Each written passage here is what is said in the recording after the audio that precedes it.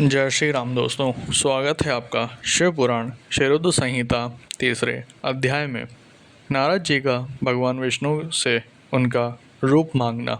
सूत जी बोले, महर्षियों, नारद जी के चले जाने पर शिव जी की इच्छा से विष्णु भगवान ने एक अद्भुत माया रची। उन्होंने जिस ओर नारद जी जा रहे थे वहाँ एक सुंदर नगर बना दिया। वह नगर बैकुंठ लोक से भी अधिक रमणीय था। वहाँ बहुत से विहार स्थल थे। उस नगर के राजा का नाम शील निधि था। उस राजा की एक बहुत सुंदर कन्या थी। उन्होंने अपनी पुत्री के लिए स्वयंवर का आयोजन किया था। उनकी कन्या का वरण करने के लिए उत्सुक बहुत से राजकुमार पधारे थे। वहाँ बहुत चहल पहल थी। इस नगर की शोभा देखते ही नारद जी का मन मोहित हो गया। जब राजा शीलनिधि ने नारद जी को आते देखा तो उन्हें सादर प्रणाम करके स्वर्ण सिंहासन पर बैठाकर उनकी पूजा की। फिर अपनी देव सुंदरी कन्या को बुलाया, जिसने महर्षि के चरणों में प्रणाम किया। नारद जी से उसका परिचय कराते हुए शीलनिधि ने निवेदन किया, महर्षि, ये मेरी पुत्री श्रीमती है। इसके स्वयंवर का आयोजन किया गया है। इस कन्या के गुण दोष को बताने की कृपा कीजिए। राजा के ऐसे वचन सुनकर नारद जी बोले, राजन, आपकी कन्या साक्षात लक्ष्मी है। इसका भावी पति भगवान शिव के समान वैभवशाली, त्रिलोक जयी वीर तथा कामदेव को भी जीतने वाला होगा। ऐसा कहकर नारद मुनि वहाँ से चल दिए। शिव की माया के कारण वे काम के वशीभूत हो सोचने लगे कि राजकुमारी को कैसे प्राप्त करूं। स्वयंवर में आए सुंदर एवं वैभवशाली राजाओं को छोड़कर भला ये मेरा वरण कैसे करेगी। वे सोचने लगे कि नारियों को सौंदर्य बहुत प्रिय होता है। सौंदर्य को देखकर ही श्रीमती मेरा वरण कर सकती है। ऐसा विचार कर नारद जी फिर विष्णु लोक में जा पहुँचे और उन्हें राजा शीलनिधि की कन्या के स्वयंवर के बारे में बताया तथा उस कन्या के साथ विवाह करने की इच्छा व्यक्त की। उन्होंने भगवान विष्णु से प्रार्थना की कि वह अपना रूप उन्हें प्रदान करें ताकि श्रीमती उन्हें ही वरे।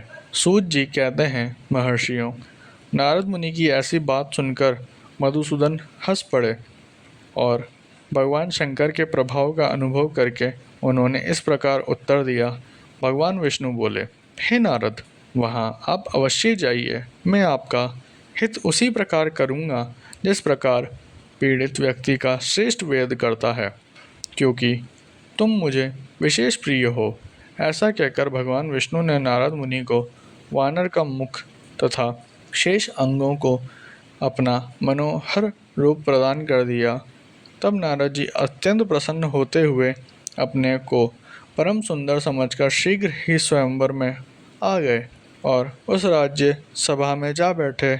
उस सभा में रुद्रगण ब्राह्मण के रूप में बैठे हुए थे।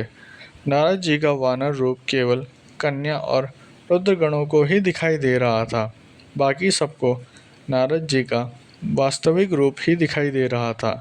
नारद जी मन ही मन प्रसन्न होते हुए श्रीमती की प्रतीक्षा कर रहे थे। हे ऋषियों, वह कन्या हाथ में जयमाला लिए अपनी सखियों के साथ स्वयंवर में आई। उसके हाथों में सोने की सुंदर माला थी। वह शुभ लक्षणा राजकुमारी लक्ष्मी के समान अपूर्व शोभा पा रही थी। नारद मुनि का भगवान विष्णु जैसा शरीर और वानर जैसा मुख देख वह कुपित हो गई और उनकी ओर से दृष्टि हटाकर मनोवांछित वर की तलाश में आगे चली गई। सभा में अपने मनपसंद वर को न पाकर वह उदास हो गई। उसने किसी के भी गले में वरमाला नहीं डाली। तभी भगवान विष्णु राजा की वेशभूषा धारण कर वहां आ गए।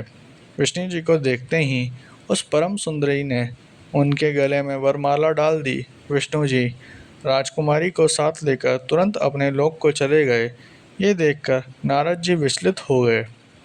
तब ब्राह्मणों के रूप में उपस्थित रुद्रगण ने नारद जी से कहा, हे नारद जी, आप व्यर्थ ही काम में मोहित हो सौंदर्य के बल से राजकुमारी को पाना चाहते हैं।